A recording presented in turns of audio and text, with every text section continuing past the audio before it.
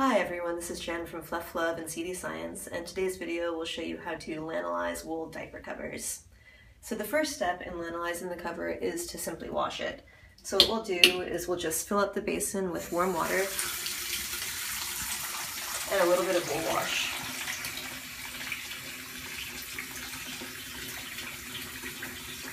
This is a specific wool wash. You can also use baby wash or any other kind of wool wash. The one thing that you don't want to use is actual woolite, which isn't good for the wool covers.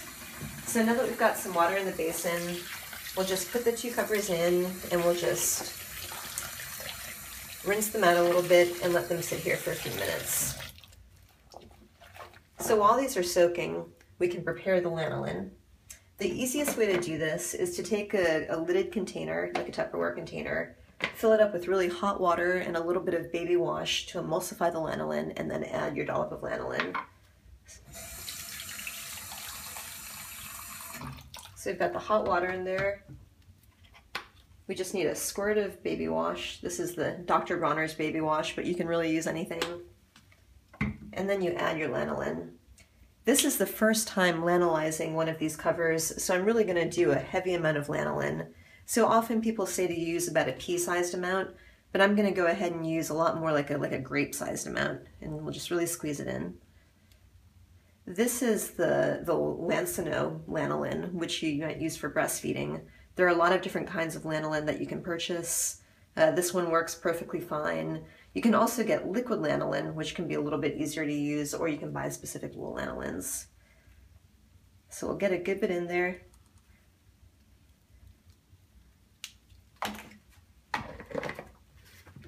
And then screw on the lid and shake it up to emulsify that lanolin. And the baby wash helps that dissolve in the hot water. Alright, so now I've rinsed off the diapers that I've just washed, I've refilled the basin with hot water, and I've emulsified the lanolin in my Tupperware container with a little bit of baby wash.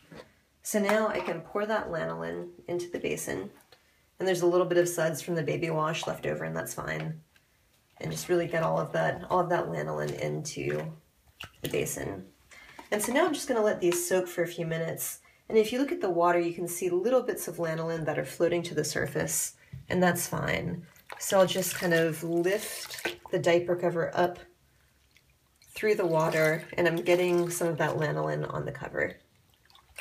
And we can just let these soak for a while. Some people prefer to lanolize their diaper covers inside out.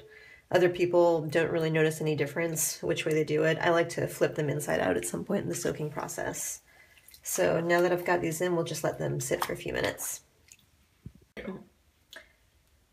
So I've let the wool covers soak in the sink with lanolin for several minutes, and I've periodically flipped the covers over and drawn them up through the water. This helps the lanolin really penetrate inside the wool fibers. At this point, what I'll do is I'll gently squeeze the water out of the covers, and I'll also take a towel and I'll press down the wool cover to really soak out that excess moisture.